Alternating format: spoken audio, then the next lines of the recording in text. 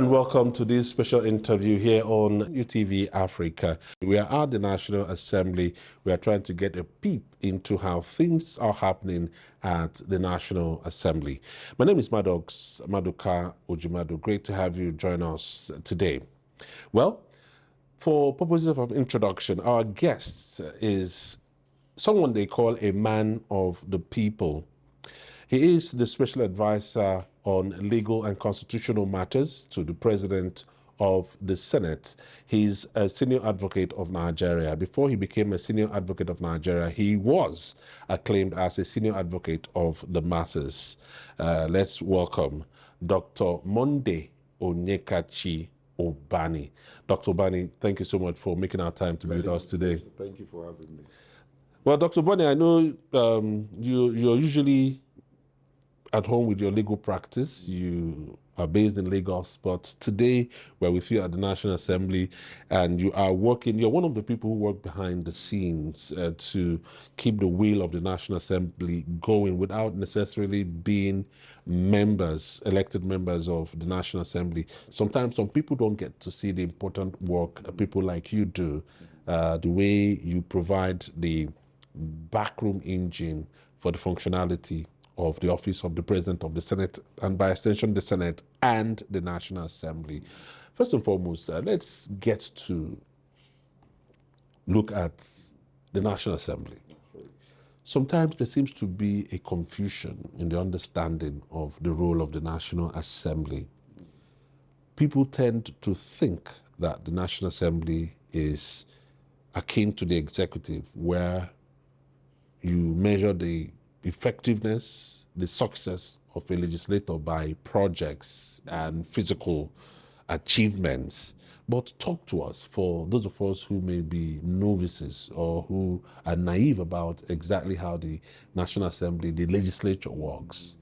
Give us an idea of the structure, the nature, and then the functions of the National Assembly of Nigeria. That would lay the groundwork to, one, what you do, and then the things that the National Assembly of the Federal Republic of Nigeria does.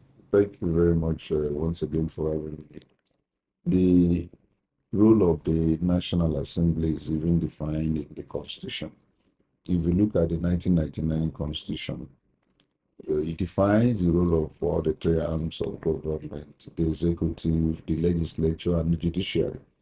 If you look at, I think, Section 4 of the 1999 Constitution, it gives you a very clear idea what they work. They are the one that actually reduce the policy of the government, into a legal instrument. The society operates by law. You cannot do anything without law. Where there is no law, there will be chaos, there will be anarchy. So the National Assembly has this responsibility of ensuring that laws are passed in order to reflect government policy in its legal instrument. But they also have the responsibility of amending previous laws that actually have been passed, which over time does not reflect the reality. So they have to amend in order to reflect the reality of the present law. So they also do that. They also pass the appropriation bill for any spending at every year. It is the National Assembly that does the appropriation. If you send the budget, they will look at it and assign specific amount and project that should be carried out by the executive, at every year. That again is one of their major responsibility, and the issue of oversight function. They also ensure that when those laws are passed, when instruments become illegal instruments, when policies are reduced into legal instruments, when the appropriation bills are passed into law, they must ensure that there is compliance with the laws that have been actually enacted, and that is where the issue of oversight comes in. They do that, and they use committee instrument to actually carry out those responsibilities. It's a very whole lot of responsibility that the national, and that's why they are really the true representatives of the people. Most of the will, most of the intentions, most of the desires of the constituents are reflected by the lawmakers, in the parliament. Now, the argument has been made Yes. that in its true sense, the legislature is actually the first arm of government, is the foremost arm, because if they do not make the laws, there's no foundation for the other arms of government and the general functionality of society. But the argument is that the National Assembly in Nigeria, over time, and more so recently, has taken a backseat. They've been subjugated by the executive. They more like bow to the executive without even providing the basic checks and balances, which you've actually mentioned earlier. Some have said that the National Assembly is an appendage, as it is right now more than ever before, of the executive. Do you see any merit? Do you see any merit in that kind of postulation? No, the truth of the matter is one of the main responsibility of the National Assembly is to check and also balance, check and balance the act of other arms of government. They check the executive so that they don't, probably delve into excesses. Same thing with judiciary. Now, when an executive action amounts to what you consider ultra-virus is unlawful or is illegal or violate the law that has been duly passed by the National Assembly that we said no, we will not succumb to this and all that. They are all to do that. Their responsibility is to checkmate. But when you have a legislature and the executive that are par in terms of policy formulation and agreement, then you will not expect any hostility. What the executive is doing is also what the legislature is saying, we're at home with it. This policy is going to benefit the people that we're representing. So you don't expect a legislature to start publicly quarreling with the executive over certain policies that will benefit the constituents whom they are representing. Unless there is any such, then they have a right to say no. The perception is that the National Assembly is just a yes national, a rubber stamp. Some people would say a rubber band National Assembly. You just finish, just use them to tie things up, nothing. There's hardly ever a time there's a friction. Why so? The president of the Senate will be singing the praises of the president, wearing his cap and things like that. No matter how friendly you are, they are still supposed to keep that separation. It's under this administration where there has been some level of disagreement. There was a time there was a coup in one of the West African countries. And I think the president was about to initiate military intervention. Yes. And that particular request was sent to the National Assembly, headed by the present leadership, and they refused it. They turned it down. And I have also seen instances again where, remember this tax law? Yeah. There were so many things that happened that had to undergo some level of amendment in order to reflect the will of the people. They had to suspend passing it into law until some amendments were made in order to reflect, what the people also want. But what Nigerians are expecting is that they would have expected a more hostile legislative assembly, to the executive, and they're not seeing it. The most time, the National Assembly tend to agree with what the executive is proposing. And I'm saying that it's about manner, it's about character, it's about understanding. If you have a very powerful representative from the executive who works on most of the areas that would have caused friction. Because that is also very important. A very strategic president will look at the National Assembly. Look, I don't want to have problem with this particular arm of government. I want to have a friction-free, relation. I want to have a seamless relationship. I want to have harmonious relationship. Then you now put in a strategic person who reaches out to the like a presidential National Assembly liaison, a person, a liaison officer, who does that interaction, some groundwork, soften the ground. When you now make the ground to be very soft, and then make sure that almost everything you want to pass through the National Assembly is conducive enough to be passed without having any friction, then you're a strategist. then you must be praised for what you are doing, allowing seamless the transaction to happen between you and it. So those things that would have created problem and friction and misunderstanding and shouting and all that is avoided.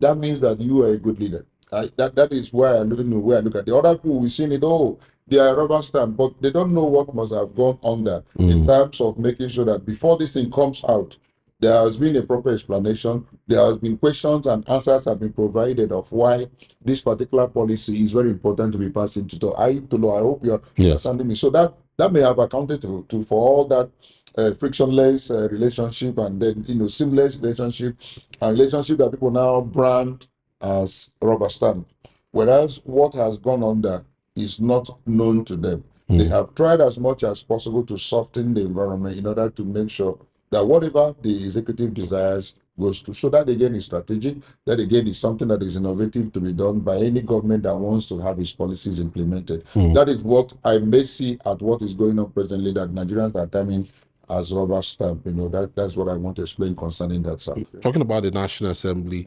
and the executive, they say whenever the president, the executive want something, they quickly get it. But we do not see such expeditious action on legislation which are supposed to benefit the people. That's when, Can you give an instance? well, like certain laws that should be of the president wants a new jet. Yes. We never saw any debate. We never saw any time. The president of the Senate said, if the president, I've not seen a request, but if the president wants a jet, we will approve it for him. Suddenly we saw the president with a new jet. No time did we see well, if it's there, we do not know. There's nothing to say that there was an appropriation for the jet. But when it comes to things like a new national minimum wage, the Senate, the National Assembly, who are supposed to make laws on national minimum wage, they can do that by their own power. They sit back and then allow labor and the executive to tear at each other, probably get the country grounded before that, when the National Assembly could actually step up and pass those laws to make things better. This is like an instance. So people feel that it is just about what the executive want more than what the people want. And then the second one, maybe you should take two of them together, is that even the public hearings and other fora that the National Assembly is supposed to have to get the buy-in and The input of the people hardly ever happens. Rather, it is some big pressure groups that might have access and not necessarily represent the interest of the people. And then even when they have the so-called public hearings, the ordinary people are not able to get access there and are not heard. That's the allegation. I've seen public hearings, take place in this National Assembly, and I see, various set of people put those who, the commoners. Yes. You see also the elite. You see corporate bodies. You see individuals come to hear their view. When you come, you write down your names, and they call you based upon those who have put down their names. Yeah. I've seen it happen severally. When I go into public hearings, to this, the offices where they're having it. So there is no truth that there is no public hearing.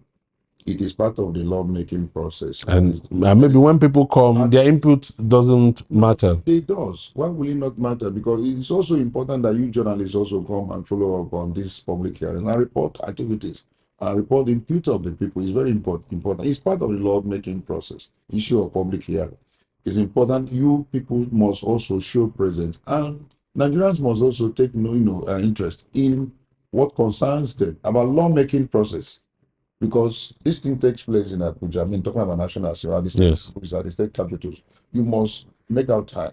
You see, but the problem is that people are pursuing economic interest. Most time they don't have that time to come and spend the whole day trying to, discuss matter that affect them directly. But I think that there must be that sacrifice we have to make in order to ensure that we have a country that is very functional. Now, with regards to the first one you said, it's important we have members in the National Assembly that also care for the masses.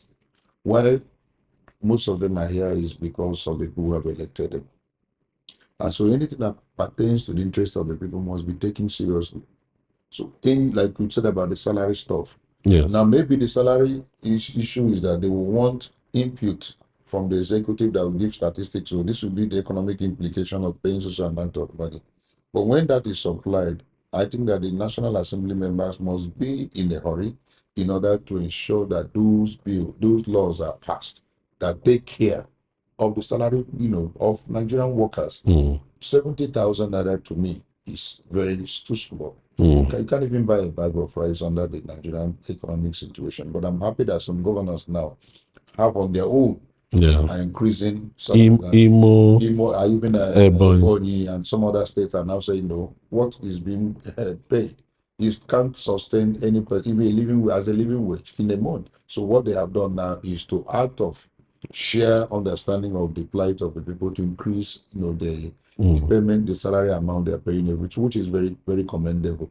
But it's important, as you have rightly pointed out, that the people who are representatives of the people must be interested in the interest of people, because that is the main purpose why they are here. They're the one who have elected them.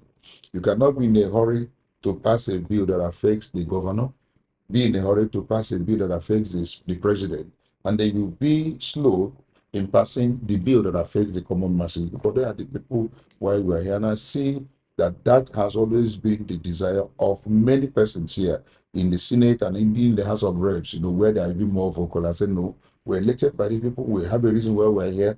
And so anything that concerns their interest must be given priority. I've seen many members, really, really speak loudly spoke loudly about it, say this is what we want them to do. This is what we want to do in order to ensure that those who have elected us, who are our masters, that their interest is protected and all. I've seen it happen even in this particular present assembly. So it's not bad.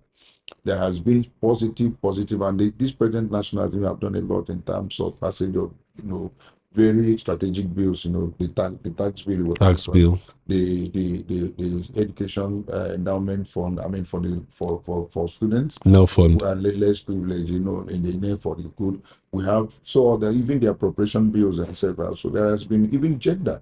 Now the ongoing constitutional amendment that is all inclusive about what the women, inclusivity in political positions and all that, they're all been taken care of. Even the creation of state that people is a bit more controversial. People are saying, look, there are some areas that require additional states, especially the eastern region, the southeast. Beautiful. That is also being considered. A lot is happening. The present constitutional amendment will take care of some of these federalism issue, whether Nigeria is purely federal or unitary state and all that. There has been a diversification of most of the things that are concentrated at the federal level. The issue of state police is being considered. The issue of the local government autonomy. Devolution of powers. Devolution of power. Local government autonomy is also part of the consideration under the present amendment. So many issues that they are considering in order to make sure that we have a country that is very functional, removing most of those things that they have, clouded at the central level, at the central government, now to be diversified to the local government, to the state and all that. So more is going to happen. It's the economic situation has taken shine off many good policy that the government itself has actually, come in terms of pronouncement. The most important thing that people are talking about is economic. Oh, our pockets are dry. We are suffering. The fuel subsidy removal, unemployment, inflation, all these things take away most of the measures that the government is taking. But at the end, and I know by the time this government finishes 4 years, there will be some level of measures of development and strategic plan they have put in place that will begin to show a recovery of economy that will now begin to impact on the lives of people, because impacting the life of people is very important. You can have these economic indicators that shows that things are, but if it doesn't, affect their pocket, they will not in any way appreciate it. But as time goes on, you find out that the economic gains will begin to now affect the people directly.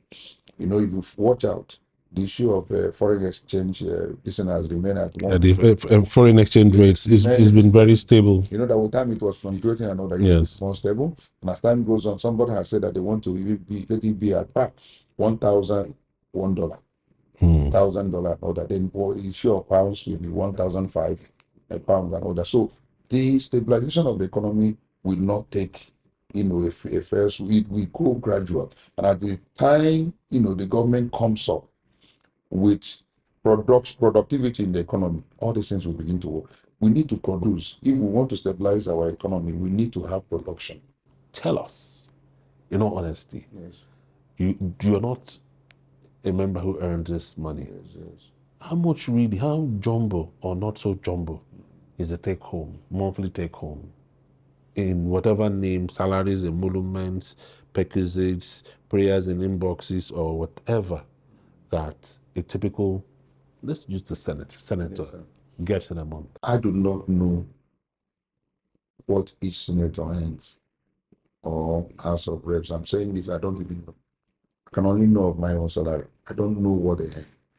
You know, before I came here, I was thinking that money will be flowing all over the place. That was my thinking. I remember that I went to court and I sued National Assembly over jumbo pay. My judgment was given in my favor. Go and search it. I went to court and said that the kind of money we're here flowing in National Assembly is so much and all that. And the court says yes, the RAFAC must be the only one to determine the salary, because we were thinking that some money is because so much was made that they fix their own salaries and they should not. And I'm telling you as I speak, I have not seen the money from them. If I tell you how I'm surviving here as a member, I mean, maybe it's because you're not a member.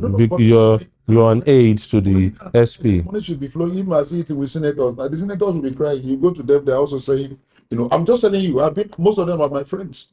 I've not been given any $1 by any senator since I came here. I've not even seen where they're sharing money. I was looking out, I didn't see though. I've been looking for since I came. How many days I've been here now? I've not seen any money being shared here.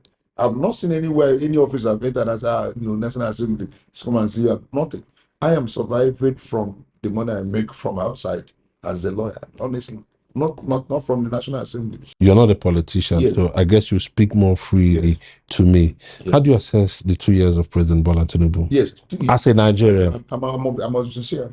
Tinubu made a very hard economy, and which made him now to take hard decisions, right? And those decisions brought some level of hardship, and everyone, including the people in government, are feeling it.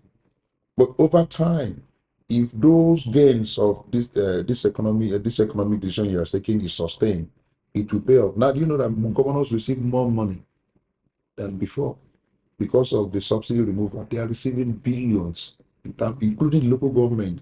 But we also must pay attention what these governors are doing with the money that is coming from the federal allocation. So much money is coming into the system. I follow you, sir. So if those guys are putting these monies into economic, development, infrastructure and development, empowerment of the people, we begin to feel it. And that's why if RAMFAC wants to also consider more allocations to the states and to the local government. So mean more money to the grassroots. That is changing the allocation sharing formula. Yes, sir. That is been under consideration. So, sir, if these economic innovations, all these economic decisions are sustained in such a manner that it trickles to the people. But that's the argument. People are saying that the president didn't have any plans of how to cushion the effects of the decisions he made and how the gain will trickle to the people. You give more money to the governors, but no plans of how that money gets to the hands of the people. Because people are saying some of those monies should have gone into the social intervention programs at the state levels, but it looks like the governors are not on the same page. System, sir. Okay. There is a limit you can interfere and intervene in states. Okay. See what's going on in America.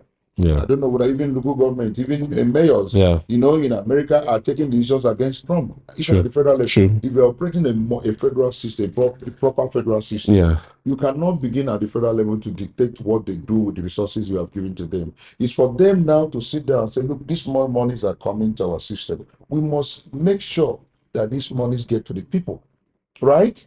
It can't be at the federal level that you determine all that. More money is coming to your hands and all that. Then President Tinubu will sit in Abuja, begin to tell you, Governor A, go and give the people this money and all that. Go and use it to. No, it is the state governors now that will now sit down and say, more monies are coming. We must be able to deploy these resources in order to alleviate the sufferings of the people. Put more food on the table. Put more money into the hands of the people. Develop basic infrastructures. As I said earlier, some states, are taking the lead. I just came back from Abia State, my state capital. I see a lot of, it's a construction, a lot of developments and, street lights and all that. Then why would people begin to relocate and leave other areas and begin to go back to the eastern region? The same thing with Enugu, where I just finished this. A lot of development effort have been made by the state government in order to ensure that the environment is conducive and empowerment and all that is going on. So it is important that the people who have been elected at the local government level, at the state level, at the federal level, have the same mindset of development of the people, development of basic infrastructures, and then having a functional country that we are going to be proud of, so that it reduces the issue of people running abroad, going to abroad, right? So we become slaves. We become second-tier state. Slavery has just resumed. They're taking all our lecturers, they're taking all our doctors, they're taking all our lawyers. Or technocrats and Fine. even the engineers and all that. So the why- doctors, the health workers, Beautiful. even the artisans. Second slavery. So why are we doing that? Because the environment is not conducive. But when leaders were elected, begin to sit down and say, gentlemen, this is our country. This is a country that we house our children, our grandchildren. We need to put it right. And they begin to do things that will begin to show development. I mean, my governor is talking about aviation, he's talking about maritime, he's talking about the oil and gas, he's talking about modular, a Refinery, beautiful. He's talking about even light, energy, electricity. He wants to buy over the Enugu disco, Okay. and make sure all the local governments are, uninterrupted light and all that. It's thinking ahead, thinking, how to affect generation that will come and all. That's where every governor, every local government should be thinking. I'm advocating that the money that is meant for local government must be given to them. The governors are interfering with the money that is meant for local government. If you want even development in the country, if you want insecurity to end, you must empower the local government chairman with the resources that they are supposed to be given at the federal level for them to develop those basic infrastructure that is within their remit, within their power, within the constitutional duty to carry out. You cannot be the one determining what they should do with their own money. You cannot determine what you do with yours. So I'm saying we must run a proper federal system of government where the federal does its own part, the state does its own part, the local government does its own part. By the time we do all that, we'll have a country all of us very. So what I'm saying with regards to answer your question, the economic policies and decisions he took, this in the software subsidies go. There was no cushioning effect. There was no plan in place in order to cushion that particular pronouncement.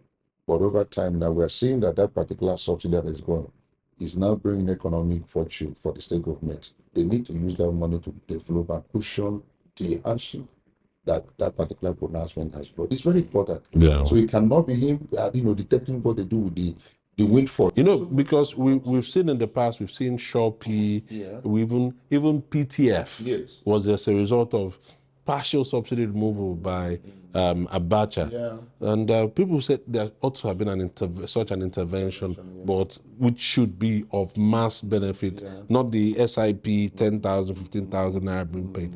But anyway, I think you have already done justice to that. Said the governors also being that they're getting more money. Money are coming now. Now, what do you do? Those monies could have gone into an intervention fund, but it's been given to them. They should be able to make the best use of it. Now, you've talked about constitution amendment, and some Nigerians, especially the eminent group of Nigerians who are called the Patriots, led by Chief Emeka Anyako and some other eminent Nigerians, are saying no.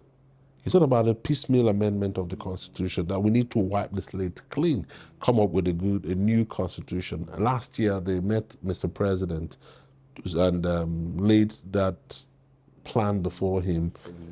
Apparently, he didn't sound quite very committal to it. We've not seen any action or words from the president to say, okay, he's all for a totally brand new Constitution. You are the special advisor to the President of the Senate on legal and constitutional matters. Do you think there's some merit in the argument of those kind of people like the Patriots who are saying We need a brand new Constitution. people's constitution. A constitution, when we say we the people, is actually a we the people constitution. They laid out the framework. They had a conference last month to lay out some groundwork for how it's to be done. And then such a people's constitution will be put to a plebiscite, to a referendum, which some people say is alien to Nigerian law. You think it's time we get to do that fresh constitution, and then make sure that we're able to have that plebiscite, that referendum, which will give the people the final power, the right to vet any such There are two body things. of law. There are two things I want to say concerning that request. One is the absence of legal framework under which that can be brought into. Some people have said the National Assembly could bring that legal framework. They have to now enact a new law. Fine. They have to enact a new law allowing, what they are presenting as a request to take place. Fine. And that means that the president must key into it, must buy into it and say, look, let's enact a law. Let's give a framework under which we can now create a platform for a new constitution. That can be done. But in the absence of that, what is going on presently is sustained by a legal framework that says you cannot amend the constitution. But the problem with that amendment process has always been that after so many Nigerians have made suggestions, made an input into the amendment process, it suffers some setback, whether at the National Assembly, at the various states Assemblies, yes. and sometimes even when all these two areas platform have passed it and it comes to the president, Yes. the president refused to assent. Assent. So why you were elected is for people to be happy. Because Bible says when the righteous support the truth, what happens? People rejoice. But when bad leaders and people are complaining, and but don't allow that complaint to be forever. Let it be that you took some hard decisions in order to set the economy on the right path. And when the economy start booming, let the people start clapping. That we were happy that we underwent that process. But God has brought us to where we are. And we become like those when, we are like men that dream. When captivity, was taken away. So it's important that that country come to the level of leadership where everyone will begin to say, thank God that the president took us through this route and we're able now to recover our economy and have it for our children and for ourselves. That is what I'm praying for. And I know it will happen under this good administration. That's my belief and that's my hope. But to whom that believe it is possible. Dr. Ubani, you almost sounded like a pastor. But lastly, before we round it off, just a quick one. The 2027 general elections, could say they're around the corner. Yes. What is the National Assembly doing or planning to do to see that we have a good election framework? The 2022 Electoral Act is undergoing an amendment process. I happen to be the chairman of Nigerian Bar Association Electoral Reform Committee. I am the chair, and we have made a presentation to the National Assembly. It's widely publicized in the paper, you can read it. And most of the things we suggested when we saw the setbacks in 2023 election, and then the judicial pronouncement, we saw some setback and we made some suggestions, and we were being told by the House of Representative Chairman on the electoral issues, who says most of the suggestions we have made have been taken care of in the amending process. I think when they resume, there is going to be a public hearing on the Electoral Act amendment process, which is very important. So Nigerians can come and make their input. So there is really desire on the part of the National Assembly for us to have an election in 2027 that will actually reflect the will of the choice of the people. Because the issue of electronic transmission is one of the things that caused problem in the last election. Where I say let there be that transmission from the polling unit. And maybe let there be a situation where that particular result at IREC will be used as a collection result. You don't need to go to collection center again and begin to go and manipulate. Because where the problem is most times is when after the result has ended at the polling unit, you now go to collection center to go and collect and add. They'll begin to change what has already been imputed, what already has been imputed, from the polling units, which is wrong. So we must use technology in order to actually solve some of this. I've written about it. Technology will solve a lot of these problems. We should. use technology and solve this problem and have an electoral process that is fair, that is an actual reflection of the will of the people, the will of the masses. It is very important. So they are also very desirous. By the time we met the chairman, it's only the chairman of the Senate we are yet to meet. When we resume now, we're going to present. But the members of the committee, secretaries and all that, we are there when we're making that presentation to the secretary, to the chairman of the House of Reps. And we're very happy with our input. And they're saying most of the things we have suggested is being taken care of in the amendment process. And the public hearing, we can also have time again to make more presentations. So there is that desire. That desire on the part of the Senate President himself is very desirous of having an electoral process that is free, that is credible, and that is actually the reflection of the will of the people at the end of the day. Thank you so much, Leonard Silk, for your input. I must also thank you for speaking quite frankly and forthrightly. It's been a pleasure talking with you. Thank you so much. God bless you.